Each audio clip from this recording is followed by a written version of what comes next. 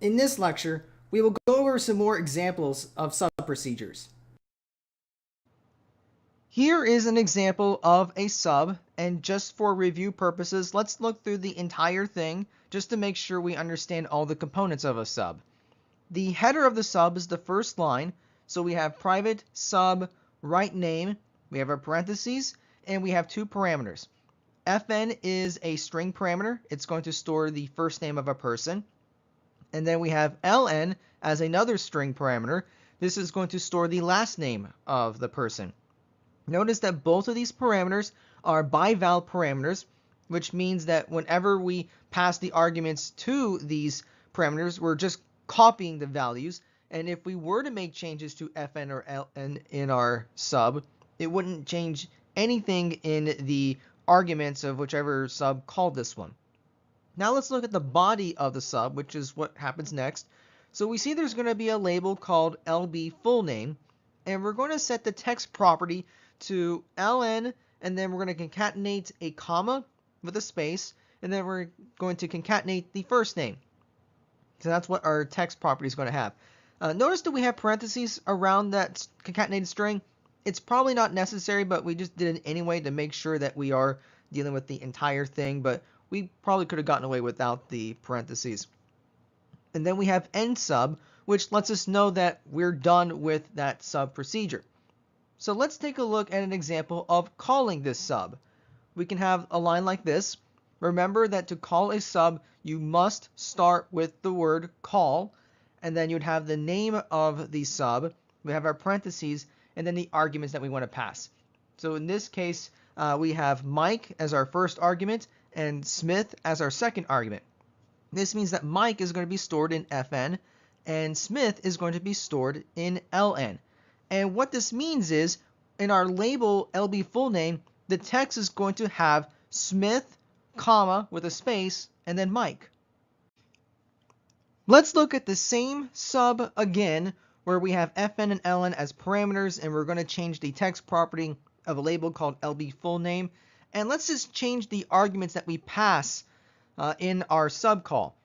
So let's say we do something like this, where we pass Smith and then Mike. Just take a second and see if you can figure out what is going to be the text in the label here. In this case, Smith is going to be stored in fn, and Mike is going to be stored in ln. So I don't know anyone by the name of Smith Mike, but we're just going to go with it anyway. But what will happen in this label is we would have Mike displayed first with a comma, then a space, and then Smith. So this would be the text that gets stored in our label. Let's do one more example with this sub, and we'll change things up again. Instead of knowing exactly what strings we're going to pass, let's suppose we have some variables. Maybe we have some other labels, TB first and TB last. So let's say those are labels, and we're going to pass the text properties of both of these labels. So what's going to happen here? Well, think about it for just a second and pause the video if you need to, then resume when you think you know what's going to happen. In this case, we're passing variables instead of actual strings, although technically the strings that are stored in these variables will be copied over to fn and ln. So what will happen in this case is LB full name will have whatever strings are stored in the text properties of TB first and TB last. So fn is going to have whatever TB first is, and then ln is going to have whatever TB last is. So that means our label is going to store the text property of TB last, and then a comma, and then the text associated with TB first. Let's do another example of a sub, and actually I'm going to do it as an exercise. So I'm going to show you what the sub does. We'll do an example of calling the sub, and you're going to determine what is actually going to happen in the code. So here is our sub, and we see that it's called display salary. There are two bival parameters, both are doubles. One is going to be the pay rate, and the other is going to be the hours. So let's say we call this sub. So we do call display salary, and we're going to pass 25.50 as the first argument, and then we're going to pass 40.0 as the second argument. So take a look at this real quickly and see if you can determine what this code is going to do.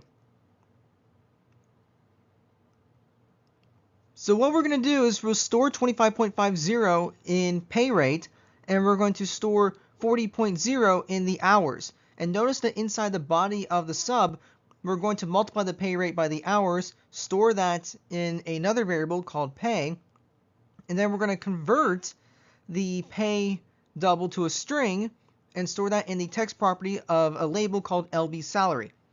And what this means is, well, 25.5 times 40 is 1020. So this means that we're going to store the string 1020 in the label LB salary. Here is the same sub from our previous example, but now we're going to take a look at a different problem. Let's say in our application, we're going to ask the user to enter the pay rate and the hours. And we'll do this using text boxes. Now, if you remember, whenever something is written to a text box and we click on OK, those values are stored as strings. So then the question is, how do we pass those values into the sub? If I call the method and just pass the strings, that's not going to work because I can't just directly convert a string into a double. So what can we do? Well, fortunately, if you remember, we do have a couple of methods that allow us to convert strings into integers and doubles and so forth. So we can use the toDouble method, for example, or we can even use the val method, which allows us to take a string and convert it to the desired value. So now when I call this sub, I can do something like this. So we still have call and then display salary, and then let's say our text boxes are TB pay rate and TB hours. So what these arguments do is we're going to take the text that's stored in text box TB pay rate, pass it into our val method, which is going to convert the string into the desired double. Same thing goes for TB hours. We take the value that was entered in there, convert it from a string to a double, and then pass both of those doubles into pay rate and hours. So we see here that we can just use the val method to convert the strings to doubles and then pass them to our parameters. I'll show one more example of our salary sub, but it's just a very slight variation. Here we're saying we don't need to create a local variable inside the sub to store the actual salary, because before we were taking the pay rate and the hours, multiplying them, and then storing it in a variable, and then converting that variable into a string. Here we're just skipping the whole storing into a variable step, and what we'll do is just pass the product of pay rate and hours directly into the toString method. So we will multiply the pay rate and hours first, take that value, convert it to a string, and then store it into our label. So this just shows that there is more than one way to write the body of a particular sub.